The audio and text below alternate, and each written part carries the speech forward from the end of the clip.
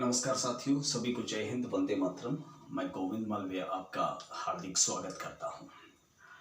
कुछ साथी जो नए जुड़े हैं उनके लिए स्पेशली बता दूं कि हम राजस्थान के भूगोल का काफ़ी बारीकी से हर कंपटीशन के लिहाज से अध्ययन कर रहे हैं, जिसमें हमने राजस्थान के भूगोल में सबसे पहले राजस्थान के परिचय से लगाकर राजस्थान के भौतिक प्रदेश और राजस्थान की नदियों और वही आप जिसे अफवाह तंत्र पुकारते हैं उनके बारे में चर्चा की। और साथ ही साथ जो राजस्थान की बहुउद्देशीय परियोजना है, जिसे हम नदी परियोजना या फिर नहरी परियोजना, सिंचाई परियोजना या पेयजल परियोजना नाम से अलग अलग नामों से जानते हैं, उनके बारे में हमने काफ़ी बारीकी से एक एक चीज़ का अध्ययन किया था। आप प्लेलिस्ट में जाकर सारे वीडियोस देख सकते हैं, उसमें आपको ये सारा मैटर मिल जाएगा।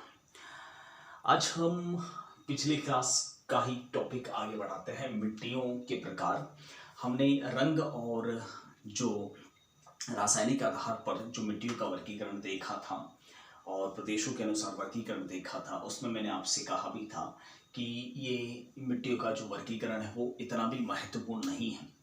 जो मिट्टियों का वर्गीकरण आज जो मैं बताने जा रहा हूँ वो काफ़ी हद तक आपके लिए काफ़ी हद तक महत्वपूर्ण होगा। यूँ समझ लीजिए यहाँ से सवाल बन गया समझो, और कई बार बने भी हैं सवाल। ठीक है, तो चलिए शुरुआत कर लेते हैं। मैंने आपको कहा था कि रासायनिक संरचना और गुणों के आधार पर मृदा का वैज्ञानिक वर्गीकरण। रासायनिक संरचना, उसमें रसायन क्या क्या है और उसके गुण क्या है, इसके आधार पर मिट्टी का यानी मृदा का वैज्ञानिक वर्गीकरण जो है, मैंने जाते जाते पिछली क्लास में भी, पिछले वीडियो में भी आपको बताया था। इसे शॉर्ट लैंग्वेज में कहा जाता है, संक्षिप्त में कहा जाता है CSCS, अर्थात comprehensive soils classification system. CSCS, comprehensive soil classification systems, जिसके अंतर्गत मिट्टियों के 10 प्रकार बताए गए हैं, जो रासायनिक और उसकी रासायनिक संरचना और उसके गुणों के आधार पर 10 प्रकार बताए गए हैं। लेकिन राजस्थान में ये 5 प्रकार की मृदा पाई जाती हैं। ठीक है, राजस्थान में 5 प्रकार की मृदा है: एरिडोसोल्स, अल्फीसोल्स, एंटीसोल्स, सेप्टीसोल्स और वर्टीसोल्स। ठीक है, एरिडोसोल्स जिसे शुष्क रेतीली मिट्टी भी कहते हैं, जो शुष्क रेतीली मिट्टी यानी सूखी रेत के बालू के कणों से बनी हुई मिट्टी, जिसे एरिडोसोल्स कहा जाता है। स्वाभाविक सी बात है कि ये कहाँ पाई जाएगी? पश्चिमी राजस्थान, पश्चिमी मरुस्थलीय भाग में। देखिए, इसके कुछ उपभाग भी हैं: कैम्बो ऑर्थेट्स और कैल्सी ऑर्थेट्स एंड सलार्थिस और पैली।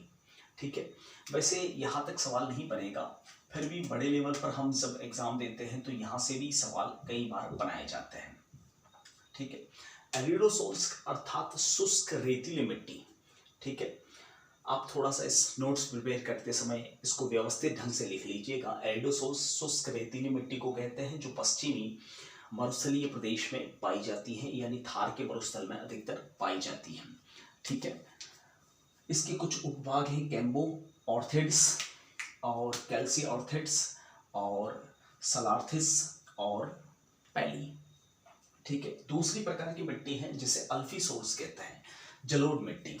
नाम से ही विदित है जलोढ़ मिट्टी, अल्फीसोल्स, यानी इसमें जल की मात्रा अधिक होती है और नमी भी काफ़ी देर तक रहती है, इसलिए इसको जलोढ़ मिट्टी भी कहा जाता है।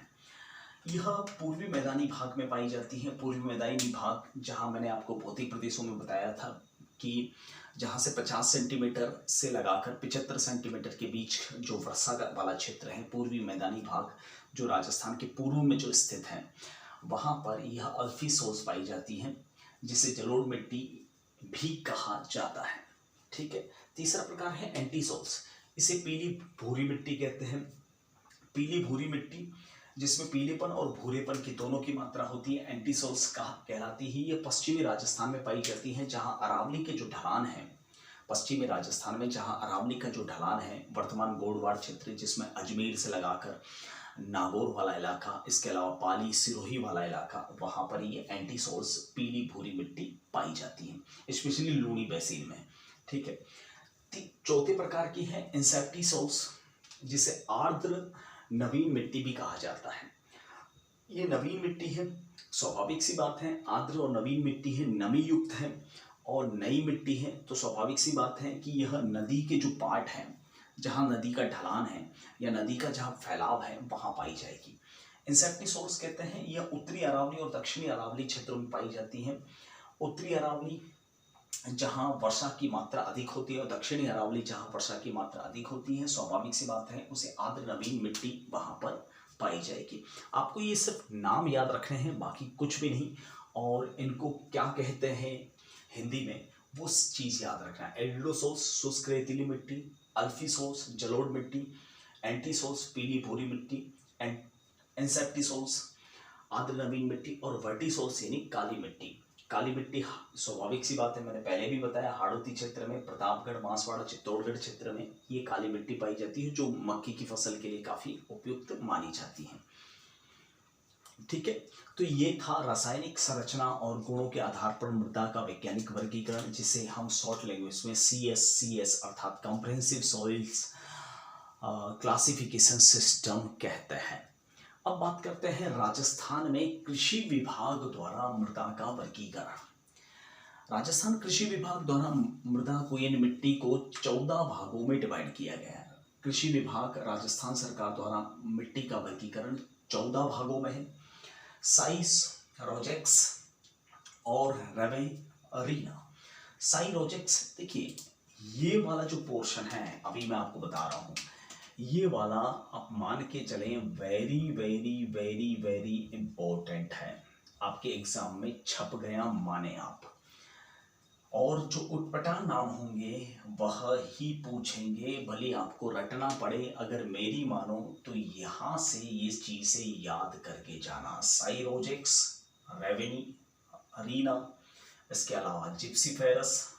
ठीक है, ये उटपटांग नाम अक्सर उठाते रहते हैं, तो इन 3 नामों को तो आप थोड़ा सा अलर्ट रहें तो आपके लिए बेहतर होगा। साइरोजेक्स श्री गंगानगर में पाई जाती है, रेवेरिना श्री गंगानगर में पाई जाती है और जिप्सीफेरस बीकानेर क्षेत्र में पाई जाती है। जिप्सीफेरस क्यों कहते हैं? क्योंकि इसमें जिप्सम की मात्रा ज़्यादा होती है, इसलिए इसको जिप्सीफेरम फेरस कहते हैं। ठीक है, साइरोजेक्स श्री गंगानगर, रेवेरिना जो है श्री गंगानगर, और एक है मरुस्थलीय मृदा। स्वाभाविक सी बात है, नाम से विदित है, ऐसा नाम तो आपको पूछेंगे नहीं। मरुस्थलीय मृदा कृषि विभाग द्वारा पश्चिमी राजस्थान में। ठीक है, जिप्सीफेरस मैंने अभी बताया, जिसमें जिप्सम की मात्रा अधिक होती है उसे जिप्सीफेरस कहते हैं, और यह पाई जाती है बीकानेर क्षेत्र में। लोकेशन भी पूछ सकते हैं, थोड़ा सा अलर्ट रहिएगा। 14 भागों में डिवाइड किया गया है।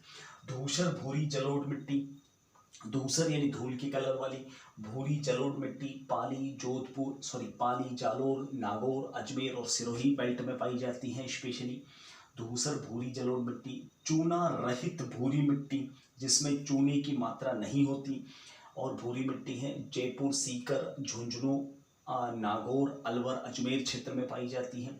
और एक चूना सहित भूरी मिट्टी, ठीक है, वह जैसलमेर और बीकानेर में होती है। ठीक है, एक है नवीन जलोढ़ मिट्टी, पहले ही मैं क्लियर कर चुका हूँ नवीन जलोढ़ मिट्टी। ठीक है, नवीन मिट्टी तो स्वाभाविक सी बात है, यह उसकी लोकेशन फिक्स है, अलवर, सवाई माधोपुर, भरतपुर, जयपुर वाले क्षेत्रों में, उत्तरी अरावली वाले क्षेत्र में। पीली भूरी मिट्टी पश्चिमी राजस्थान में, नवीन भूरी मिट्टी भीलवाड़ा, अजमेर क्षेत्र में, पर्वतीय मिट्टी उदयपुर और कोटा संभाग में, हाड़ौती संभाग जिसे कहते हैं, लाल लोमी मिट्टी डूंगरपुर, बांसवाड़ा में, मक्के की फसल के लिए काफ़ी उपयुक्त है। काली मिट्टी यह भी तिलहन और कपास और मक्के के लिए काफ़ी उपयुक्त है, हाड़ौती क्षेत्र में पाई जाती है। ये लावा मिट्टी है। ठीक है, और मरुस्थलीय और बालू का स्तूप वाली मिट्टी जोधपुर, बीकानेर, बाड़मेर और जैसलमेर क्षेत्रों में पाई जाती है। लेकिन दोस्तों यहाँ से विशेष तौर से ध्यान रखना, एक तो एरिडोसोल्स शुष्क रेतीली मिट्टी, ऐसे उटपटांग नाम ही पूछेंगे। अल्फीसोल्स जलोढ़ मिट्टी, एंटीसोल्स भूरी पीली भूरी मिट्टी, इंसेप्टिसोल्स नवीन आर्द्र मिट्टी और वर्टिसोल्स काली मिट्टी। इसके अलावा कृषि विभाग द्वारा साइरोजेक्स श्री गंगानगर, रेवेरिना और जिप्सीफेरस बीकानेर। ठीक है, ये चीज़ें याद रखिए। इस बार आपका 1 नंबर इस पढ़े हुए मैटर से फाइनल है, ये मेरा दावा है। ठीक है, देखिए, पढ़ाई का एक अच्छा और स्मार्ट तरीका ये भी है कि जहाँ से दुनिया भागती है हमें वहाँ से नहीं भागना है। ठीक है, यानी जहाँ से मैक्सिमम कॉम्पिटिटर स्कीप कर जाते हैं वो टॉपिक हमें पकड़ना है। और आप भी जानते हो कंपटीशन एग्ज़ाम मतलब एक रत्ती भर का फ़र्क, यानी रत्ती भर नंबर का फ़र्क। और यही फ़र्क आपको या तो इन करता है या एग्ज़िट करता है। और मेरी आदत में शुमार है कि जहाँ हार्ड कंटेंट होते हैं उसे चैलेंज की तरह लिया करो, और यही सक्सेस का मूल मंत्र है। ठीक है, इसी विचार के साथ आपसे इस वीडियो में इतना ही विदा लेता हूँ। मिलते हैं आपको अगले वीडियो में, तब तक के लिए जय हिंद, नमस्ते, वंदे मातरम।